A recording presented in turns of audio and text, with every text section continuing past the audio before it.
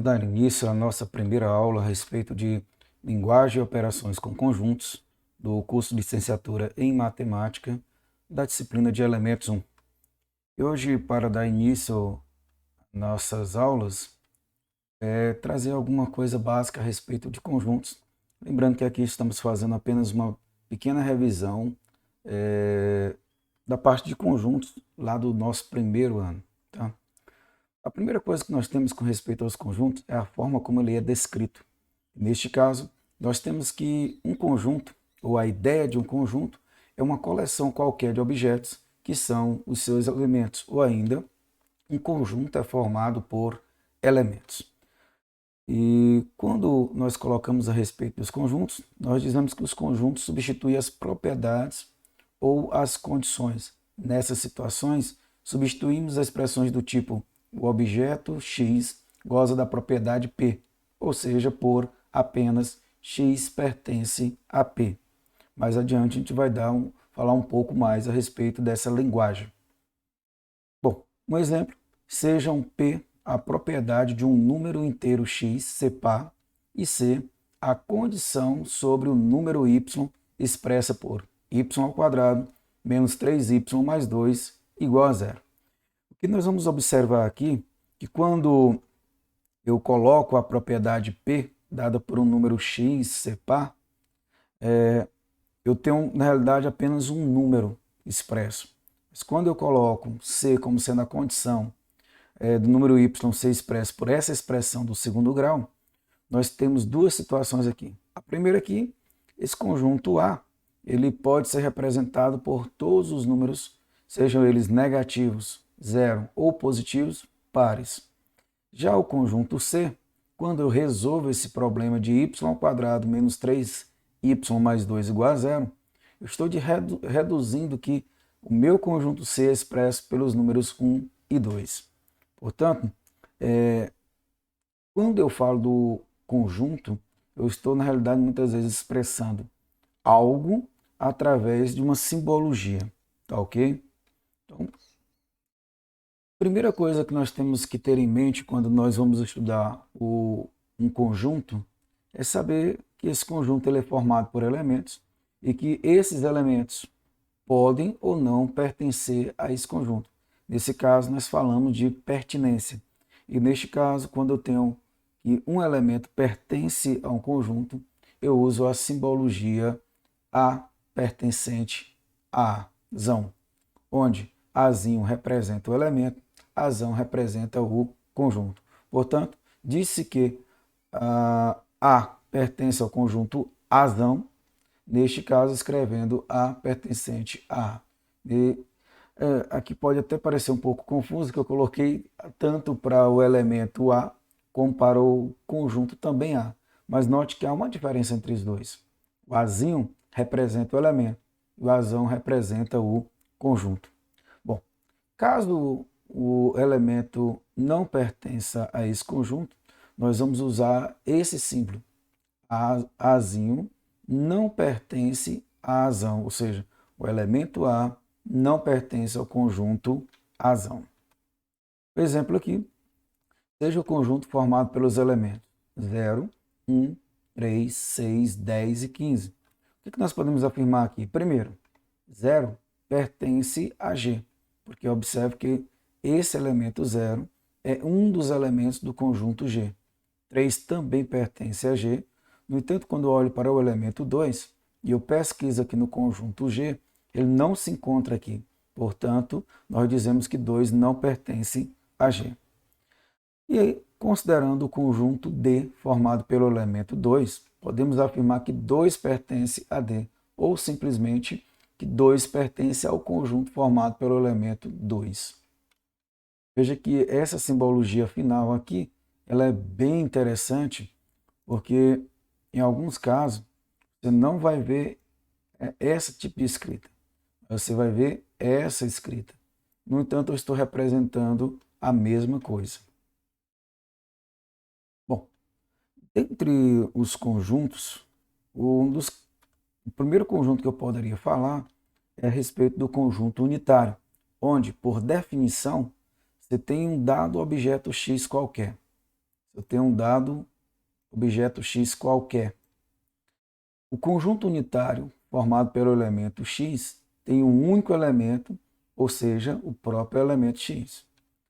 Um exemplo que nós podemos dar é o conjunto D dos números naturais, que são pares e primos ao mesmo tempo.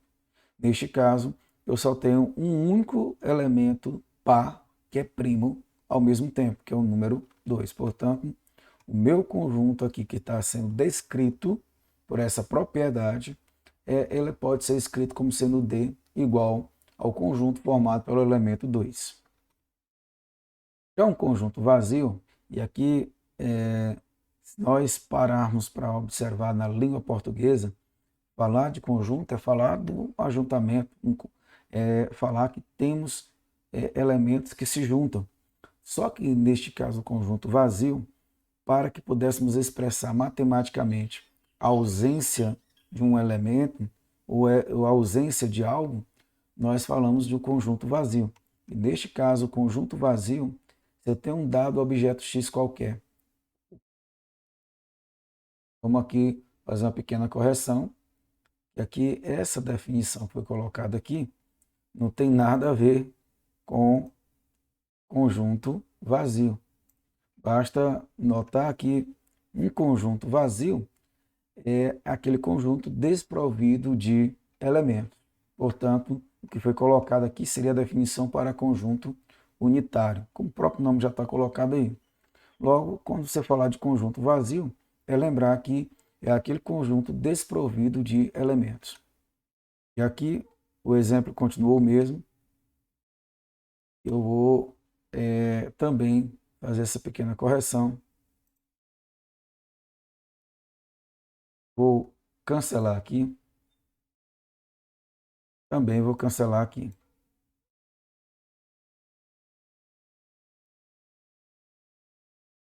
Vamos notar que esses exemplos e as duas coisas que foram colocadas não tem nada a ver com conjunto vazio. Eu posso colocar aqui como conjunto vazio, que é o conjunto desprovido de elementos. Um exemplo que eu poderia colocar aqui.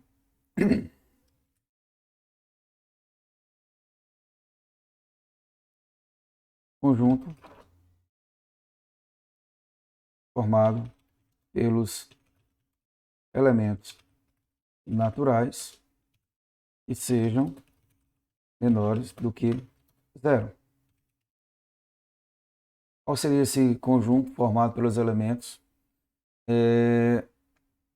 a qual eu digo que eles são menores do que zero, só que natural? Lembrando que os números naturais, eu começo a contar a partir do zero, 1, 2, 3, 4 e aí vai. Não existe valor menor do que o zero, portanto, neste caso, não possui um elemento desse conjunto. Ok? Bom, dando continuidade, falar a respeito dos conjuntos iguais. Dizemos que dois conjuntos são iguais quando têm exatamente os mesmos elementos. Por exemplo, se A é a reta perpendicular ao conjunto AB, levantada a partir do seu ponto médio, e Bzinho é o conjunto dos pontos do plano que são equidistantes de A e B, então nós podemos afirmar que A e B são iguais.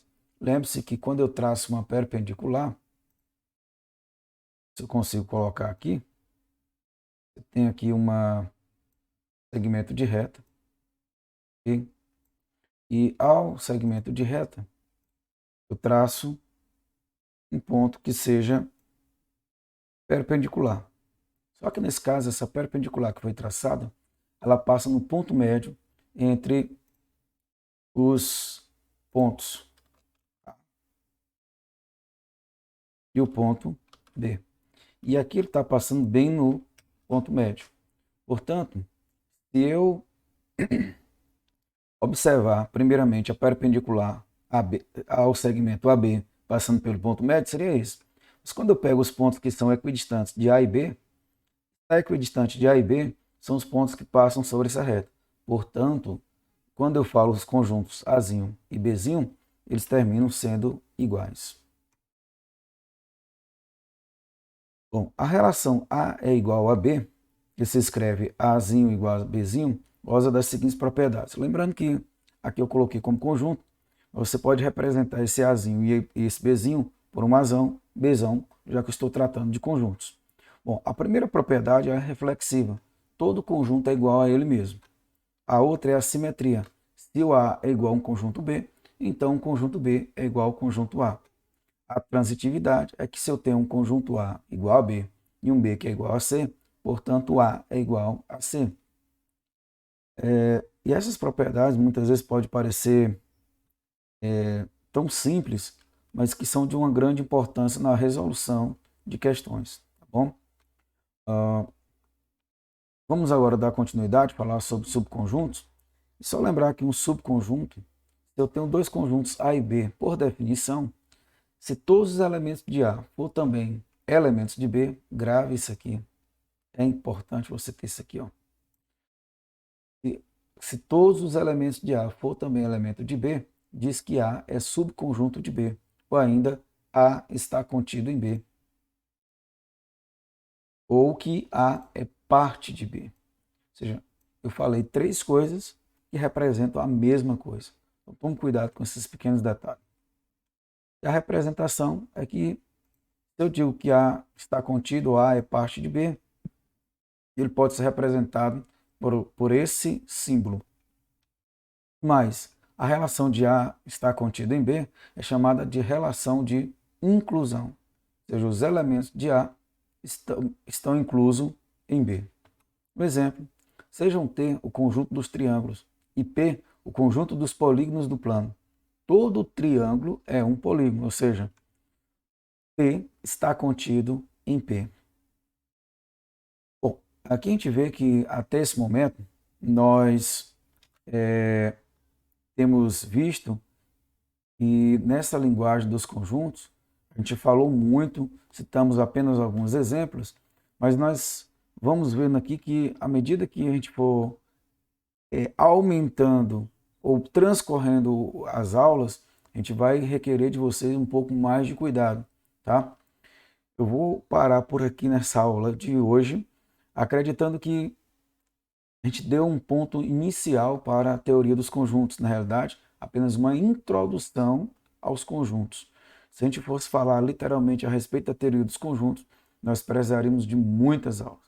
Mas nas próximas aulas a gente vai falar a respeito do complementar de um conjunto, da reunião e interseção de conjuntos, diferença de conjuntos e complementar de A em B. Bom, isso é o que temos em mente para as próximas aulas.